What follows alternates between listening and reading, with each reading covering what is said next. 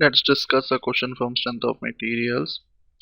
Okay, so you have a compound bar basically of two different materials. Okay, the Young's modulus is different as well as the coefficient of thermal expansion is different, and it is kept within two rigid walls such that the entire length is the gap between it exactly fits. Okay, the gap between the walls as well as the entire length is same. So now the entire system is uniformly heated. Uniformly in the sense the entire thing has a temperature T. So this entire system is heated uniformly.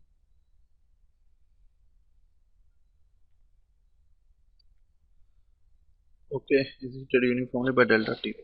So obviously this will try to expand, and this also will try to expand depending on the thermal coefficient capability. These two will try to expand. Okay, so there will be some thermal strain, but the total okay, so as it tries to expand, the wall will try to resist. Okay, from this side as well as this side. Okay, so now there is a compressive force that is developed, right? And obviously the force which is restricted by wall from the right has to be equal to the left, because other, just if you think out the actual equilibrium, this P has to be equal to P. Okay, so the force exerted by the left wall and the right wall has to be P. Okay, so this compressive force also creates a compressive strain on both, and as you know that the total strain is zero, because even after uh, heating it by delta T, obviously the walls will not move. The walls are rigid, and the both 1 and 2 has to be there only. So the total strain has to be zero. So this means that the the strain which increases because of thermal strain is balanced. The total thermal strain is equal to the total, or I think the best thing would be to say is that the total thermal change in length. Okay, that will be better. Total strain is zero. That means the total, there is effectively no change in length. Okay, of the total. So that means the change in length due to thermal, okay, is equal to the compression due to the wall reaction. Okay, this is the basic thing. Okay, so thermal total will be A will expand depending on its capability. So so and the length is 2L as given in the figure. So the change in length for each part is L alpha delta T. Okay, in each part we'll use that. For the first part is 2L length, and expansion is 2 alpha and delta T. Okay, this is the expansion for the first part. The second part length is L alpha and delta T. So this is the expansion for the second part. Okay, and now compression, if you have a load P acting, okay, and so how much this bar is getting compressed is PL by AE. That is the change in length or decrease in length due to compressive force.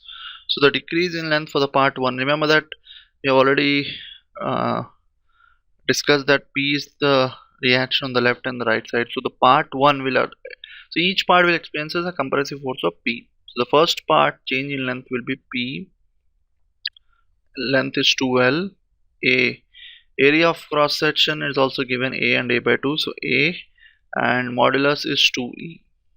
Okay, and for the second part the force is same, compressive force P, length is L, area of cross section is A by 2, and modulus is E. So keeping this up, so the left hand side we have to simplify. So 5 4L plus L, so 5L alpha delta T. The right hand side is basically 2 gets cancelled, so PL by AE and 2PL by AE. So it's 3PL by AE. Okay. So what is asked is the maximum stress. So maximum stress obviously The idea here is to get the load. So maximum stress will be, we have to see, okay, that, but let's get the load first. So load in each will be 5 AE 5 AE L alpha delta T. So I think the L will get cancelled, okay. So P is equal to 5. The L, this L and this L are more or less same thing. I mean, it's 5 alpha delta T AE by 3. So this is the load. Now let's check the stress in the part 1. The part 1 is, the load is same, so P by A. So that will be P by A will be 5 by 3 E alpha delta T. So it's 5 by 3 times in the part 1.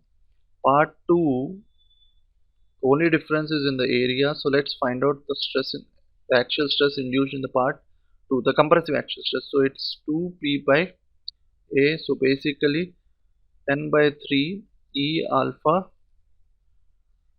delta T. So comparing these two, 10 by 3 is more. Okay, so the maximum stress is 10 by 3 alpha delta T in the entire system, the maximum actual stress. So 10 by 3 is the answer, 3.33 is the answer. So this will be 3.33, 10 by 3. Okay, thank you.